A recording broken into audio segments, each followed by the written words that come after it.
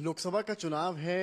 3 phases हो चुके हैं, अब बारी है चौथे फेज की। लोकसभा चुनाव को लेकर बात करने के लिए हमारे साथ मौजूद हैं उत्तराखंड के मुख्यमंत्री पुष्कर सिंह धामी जी। बहुत स्वागत है सर आपका।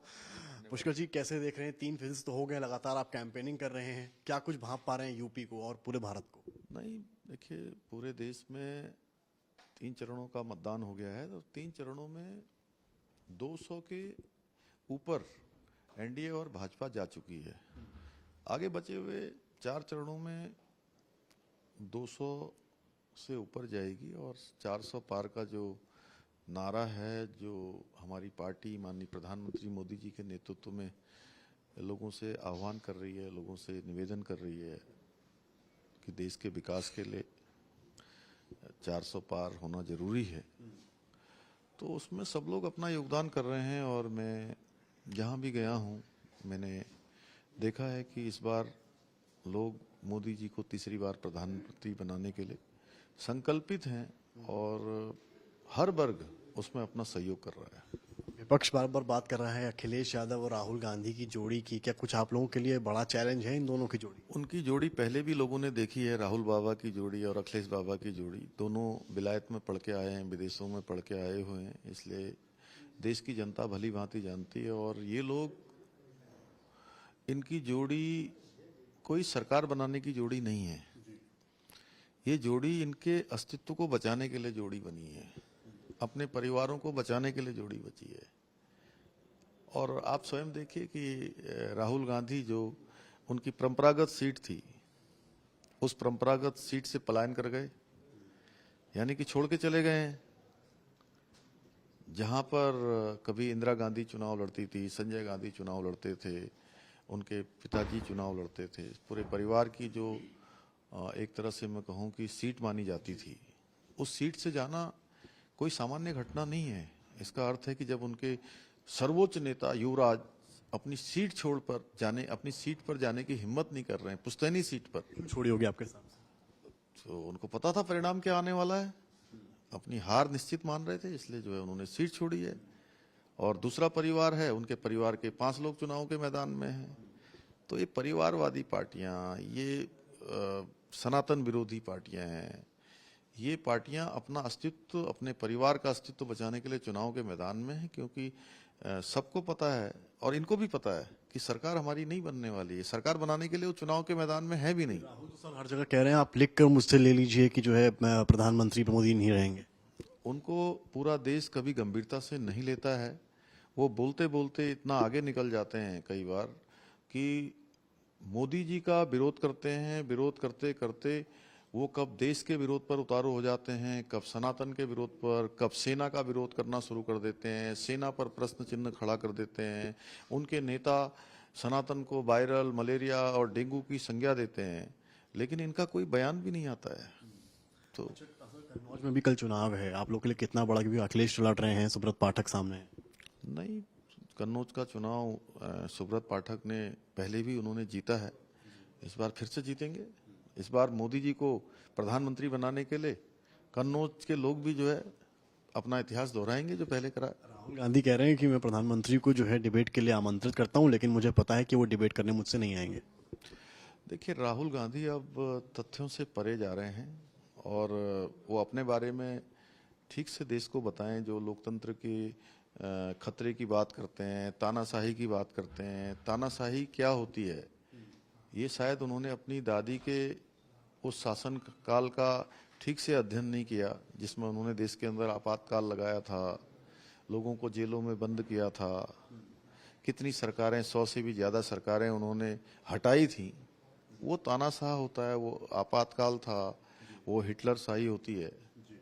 आज मोदी जी के नेतृत्व में हर गरीब के कल्याण के लिए काम हो रहा है, हर जो है पिछड़े वर्ग के लिए हो रहा है, समाज के अंतिम छोर में रहने वाले लोगों के लिए काम हो रहा है।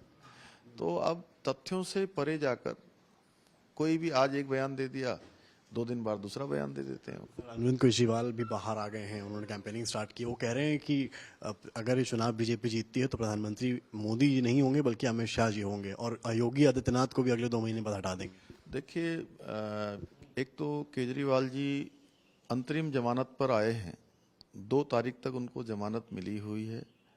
अब वो भी लोगों में भ्रम फैलाने का काम कर रहे हैं। एक बात मैं जरूर आपसे कहना चाहता हूं कि मोदी जी के नेतृत्व में 2024 का चुनाव लड़ा जा रहा है। मोदी जी देश के प्रधानमंत्री, देश की जनता उनको बना रही है। पूरे 5 साल तक वो प्रधानमंत्री रहेंगे। उनके नेतृत्व में भारत जिस तेज गति से आगे बढ़ रहा है उसको और तेज गति मिलेगी, बड़े फैसले होंगे और 2029 के चुनाव में भी मोदी जी के नेतृत्व में ही हम चुनाव में जाएंगे। समाजवादी पार्टी के वरिष्ठ नेता हैं रामगोपाल यादव, उन्होंने कहा कि राम मंदिर का नक्शा जो है वो गलत बना है, मंदिर अच्छा नहीं बना है। देखिए, ये कभी भी जो है राम मंदिर के पक्ष में नहीं थे। रामगोपाल यादव जी की पार्टी के लोगों ने किस प्रकार से सरकार में रहते हुए कारसेवकों को लहूलुहान किया था, किस प्रकार से गोलियां चलाई थी, उनके सीनों को छलनी किया था, किस प्रकार से वहां पर संघर्ष हुआ था, किस प्रकार कारसेवकों ने अपनी जो है शहादत दी, अपना बलिदान किया, तब जाकर राम मंदिर बना है। आज मोदी जी के नेतृत्व में पूरे देश के अंदर हर वर्ग राम मंदिर के बनने से उत्साहित है, उसके अंदर खुशी है और सबको लगता है, हर राम भक्त को लगता है, हर राष्ट्र भक्त को लगता है कि देश के अंदर फिर से राम युग आया है।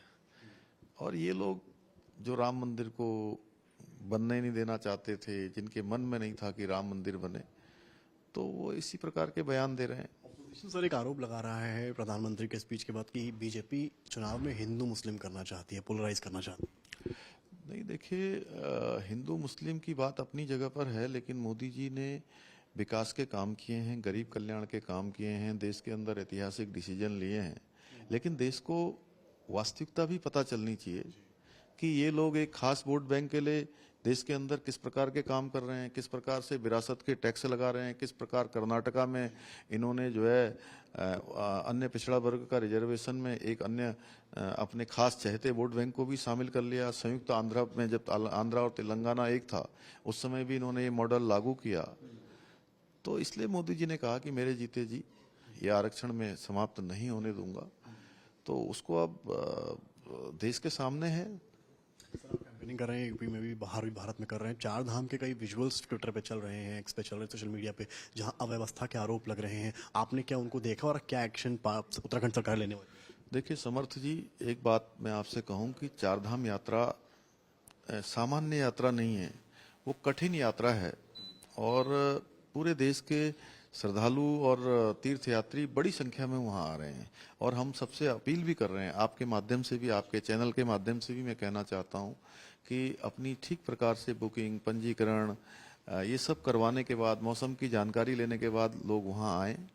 और शुरुआती दिनों में शुरुआती यात्रा है, हम उसको पूरी तरह से ठीक करने के लिए हर संभव प्रयास कर रहे हैं। केदारनाथ की यात्रा पैदल यात्रा होती है, अभी 2 दिन पहले कपाट खुले हैं, जितनी कैपेसिटी है उससे कहीं ज़्यादा तीर्थयात्री श्रद्धालु वहाँ पहुँच गए, यमुनोत्री में पहुँच गए। और आज बद्रीनाथ जी के कपाट प्रातःकाल खुले हैं भगवान बद्री विशाल के, तो वहाँ भी बड़ी संख्या है। हमारा प्रयास है कि जल्दी से जल्दी उसको कर लिया जाए। और जो अनावश्यक रूप से, चूंकि कठिन यात्रा है, इस यात्रा में सबको सहयोग करना चाहिए, क्योंकि ये भगवान का काम है। और राज्य सरकार हो, राज्य का प्रशासन हो, तीर्थ यात्री हो, श्रद्धालु, पर्यटक, सभी लोग चाहते हैं कि यात्रा में अपना सहयोग करें। तो जो जिस रूप में भी सहयोग कर सकता है उसको सहयोग करना चाहिए। और कोई सुझाव हो तो जरूर हमको बताने चाहिए। आपसे उत्तराखंड मुख्यमंत्री के तौर पर आपका क्या अपील है श्रद्धालुओं से? क्या बद्रीनाथ के भी कपाट खुले, केदारनाथ के भी खुलने वाले? हमने सभी श्रद्धालुओं से कहा है कि सबसे मैं अपील करता हूं कि अपनी यात्रा ठीक प्रकार से अपना रजिस्ट्रेशन हो जाए, मौसम की जानकारी प्राप्त कर लें और जब सारी व्यवस्थाएं हो जाएं तभी वो अपनी यात्रा प्रारंभ करें। क्योंकि अत्यधिक लोगों के वहां पहुंच जाने से निश्चित रूप से हमारा भी मन है कि जो भी तीर्थयात्री श्रद्धालु वहां पहुंच जाए उसकी यात्रा जरूर हो, उसके दर्शन जरूर हो। लेकिन मेरा फिर भी उसके बावजूद भी कहना है कि सभी व्यवस्थाएं सुनिश्चित करने के बाद ही अपनी यात्रा शुरू करें, क्योंकि हम चाहते हैं कि वहां पहुंचने वाले, धामों में पहुंचने वाले सभी लोगों की जो यात्रा है वो अच्छी हो, बिना किसी परेशानी की हो, सुगम हो, सरल हो, उनको कोई परेशानी न हो और वो वहाँ आके अच्छे मन से एक अच्छा अनुभव लेकर जाएं। चारों धाम हमारे उत्तराखंड के देवी देवता उन सब पर कृपा करें, उनकी मनोकामनाएं पूर्ण करें।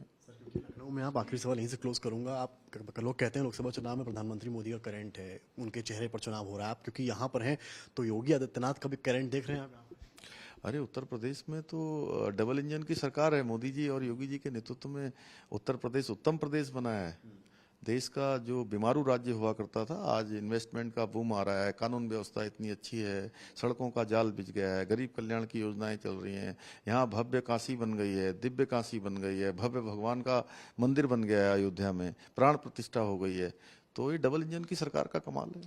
बात करने के लिए तो हमारे साथ यूके उत्तराखंड के मुख्यमंत्री पुष्कर सिंह धामी, इनका कहना है करंट केवल प्रधानमंत्री मोदी और योगी का है और पूरे देश में कहीं ना कहीं बाकी पार्टीज के लिए क्लीन स्वीप होने वाली। कैमरामैन रोहित के साथ समर्थ श्रीवास्तव, आज तक।